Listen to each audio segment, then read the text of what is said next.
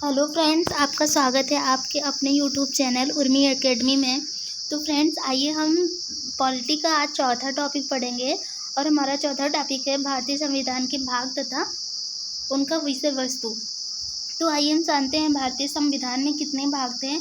तो भारतीय संविधान जो मूल संविधान था उसमें 22 भाग थे, लेकिन वर्तमान समय में 25 भाग हैं। ठीक है।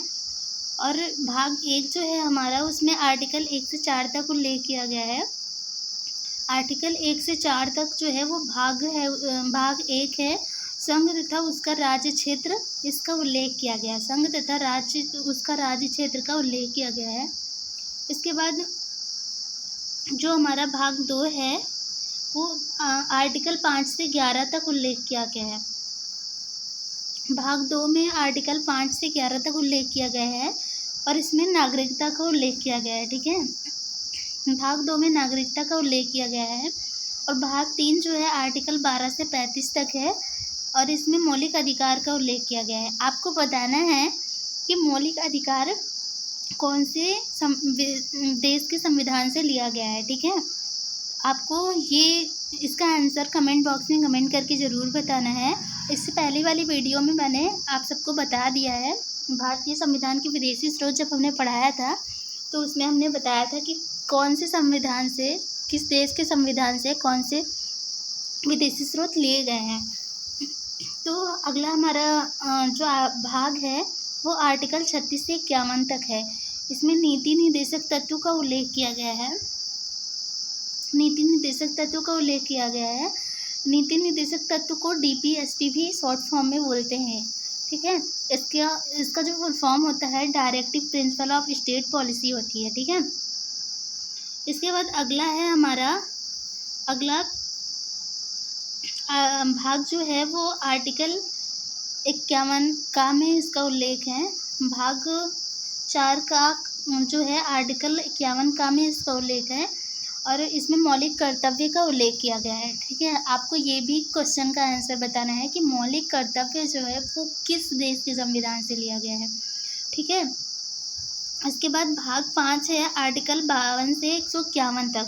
भाग 5 आर्टिकल 52 से 151 तक है। इसमें केंद्र का संविधान संघ का उल्लेख किया गया है। ठीक है। भाग 5 में संघ का उल्लेख किया गया है। और भाग 6 जो है आर्टिकल 152 से 237 तक है। इसमें राज्य का उल्लेख किया गया है। इसके बाद भाग 7 जो है वो समाप्त कर दिया गया है। भाग 7 को समाप्त कर दिया गया है। और कौन से संविधान संशोधन, तो 7वें संविधान संशोधन 1956 के तहत भाग 7 को समाप्त कर दिया गया है। तो इसको आप बहुत आसानी से याद कर सकते हैं कि भाग भी 7 है और संविधान संशोधन भी 7 है। ठीक है। भाग भी 7 है और संविधान संशोधन भी 7 है। तो आप इसको बहुत ही आसानी से याद कर सकते हैं कि भाग 7 को 7वें संविधान संशोधन 1956 के तहत समाप्त कर दिया गया है। अगला भाग है हमारा भाग 8। भाग 8 में आर्टिकल 239 से 242 तक का उल्लेख किया गया है, जिसमें केंद्र शासित प्रदेश का उल्लेख किया गया है। भाग 8 में केंद्र शासित प्रदेश का उल्लेख किया गया है और आर्टिकल 239 से 242 तक है। और आप इसको भी बहुत आसानी से याद कर सकते हैं कि जो केंद्र शासित प्रदेश है हमारा वो प्रेजेंट टाइम में 8 है। ठीक है। प्रेजेंट टाइम में 8 हमारे केंद्र शासित प्रदेश हैं, 8 यूटी हैं। तो भाग 8 में केंद्र शासित प्रदेश यूटी है, तो यूटी भी 8 है और भाग भी 8 है। तो आप बहुत आसानी से इसे याद कर सकते हैं।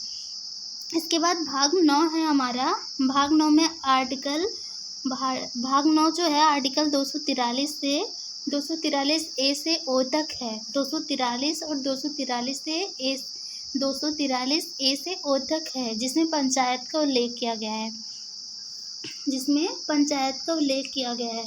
तो आप जब पंचायत की स्पेलिंग्स लिखेंगे तो उसमें 9 अल्फ़ाबेट्स आएंगे, तो आप इससे भी याद कर सकते हैं। और इसके बाद भाग 10 है। भाग 10 है हमारा। इसमें आर्टिकल 244 और 244 ए में भाग 10 का उल्लेख किया गया है। ठीक है। इसमें SC ST क्षेत्र जो है उनका उल्लेख किया गया है। तो SC/ST क्षेत्र उनका उल्लेख किया गया है। तो आपको मैंने बताया था इससे पहले जब अनुसूचियाँ पढ़ाई थी, तो हमने बताया था कि भाग नहीं, अनुसूची 5 जो है उसमें SC/ST क्षेत्र का उल्लेख किया गया है। ठीक है, तो उसमें अनुसूची 5 थी, और अनुसूची 5 को अगर आप 2 से मल्टीप्लाई कर देंगे तो 10 आ जाएगा, तो भाग 10 हो जाएगा। आप याद रखिएगा कि अनुसूची 5 है और भाग 10 है। 5 × 2 आप मल्टीप्लाई करिए तो भाग 10 आ जाएगा। तो आप इससे याद कर सकते हैं कि अनुसूची 5 में और भाग 10 में जो है SC/ST क्षेत्र का उल्लेख किया गया है। इसके बाद भाग जो 11 है वो आर्टिकल 245 से 246 है।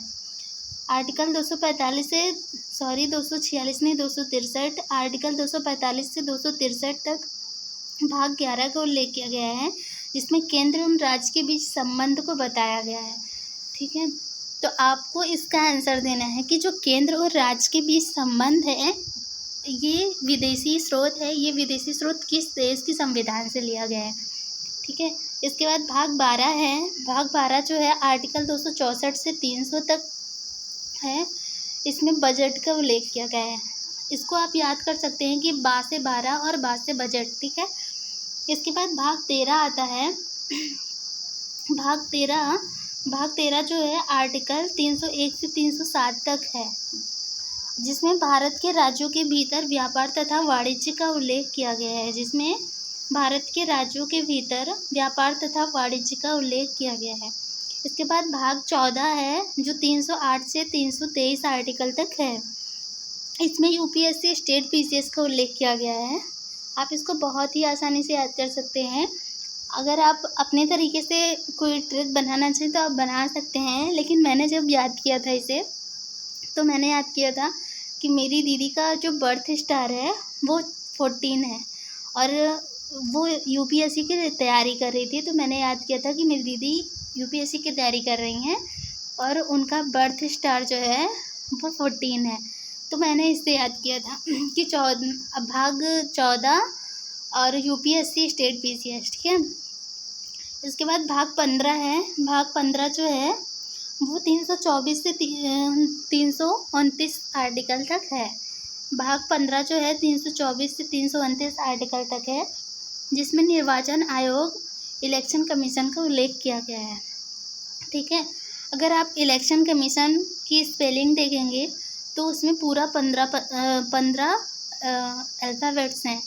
ठीक है, तो इससे भी आप याद कर सकते हैं कि इलेक्शन कमीशन जो है उसमें 15 वर्ड्स अल्फ़ाबेट्स हैं और भाग भी 15 है। और इसके बाद भाग 16 आता है।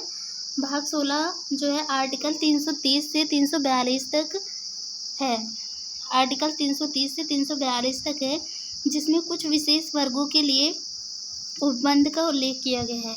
जैसे कि SC ST OBC Anglo Indian जो हैं उनके लिए कुछ विशेष उपबंध किए गए हैं। ये आर्टिकल 330 से 342 तक है, जो कि भाग 16 में है। इसके बाद हमारा भाग आता है 17। भाग 17 में राजभाषा का उल्लेख किया गया है। भाग 17 जो है आर्टिकल 343 से 351 तक है, इसमें राजभाषा का उल्लेख किया गया है। इसके बाद भाग 18 है। भाग 18 जो है आर्टिकल 352 से 360 तक है। तो फ्रेंड्स भाग 18 जो है आर्टिकल 352 से 360 तक इसका उल्लेख किया गया है। आर्टिकल 352 से 360 तक है और इसमें आपातकालीन उपबंध का उल्लेख किया गया है। ठीक है, इसके बाद भाग 19 जो है आर्टिकल 361 से 367 तक है, इसमें प्रकीर्ण विविधि का उल्लेख किया गया है। और भाग 20 जो है आर्टिकल 368 में है, जिसमें संविधान संशोधन का उल्लेख किया गया है। आपको ये क्वेश्चन का आंसर भी देना है कि संविधान संशोधन जो है ये किस देश के संविधान से लिया गया है। ठीक है, और इसके बाद भाग 21 जो है आर्टिकल 369 से 392 तक है और इसमें जम्मू कश्मीर का उल्लेख किया गया है। इसके बाद भाग जो 22 है, भाग 22 आर्टिकल 393 से 395 तक है। इसमें संक्षिप्त नाम का उल्लेख किया गया है। इसके बाद एंग्लो इंडियन क्या होता है फ्रेंड्स, ये बताते हैं अब आपको। जो एंग्लो इंडियंस होता है, ये भारत की नागरिकता को लिए हुए हो और भारत की किसी 2 भाषाओं को जानता हो। भारत की नागरिकता हो उसके पास और भारत की किसी 2 भाषाओं को जानता हो तो वो व्यक्ति एंग्लो इंडियन कहलाता है। उसके बाद भाग 4 का जो है, इसमें मौलिक कर्तव्य का उल्लेख किया गया है। और भाग 9A जो है इसमें नगर पालिका का उल्लेख किया गया है।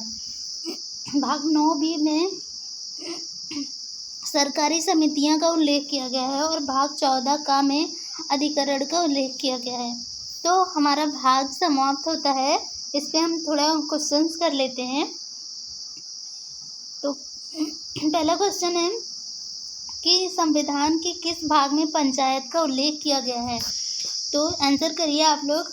भाग 9 जो है उसमें पंचायत का उल्लेख किया गया है। क्वेश्चन है दूसरा, संविधान के भाग में मौलिक कर्तव्य का किस भाग में मौलिक कर्तव्य का उल्लेख किया गया है। तो भाग 4 में मौलिक कर्तव्य का उल्लेख किया गया है। इसके बाद संविधान के किस भाग में राजभाषा का उल्लेख किया गया है। तो भाग 17 में राजभाषा का उल्लेख किया गया है। संविधान के किस भाग में राज्य के नीति निर्देशक तत्व का उल्लेख किया गया है। नीति निर्देशक तत्व मतलब DPSP DPSP का उल्लेख किस भाग में किया गया है। तो भाग 4 जो है उसमें DPSP का उल्लेख किया गया है।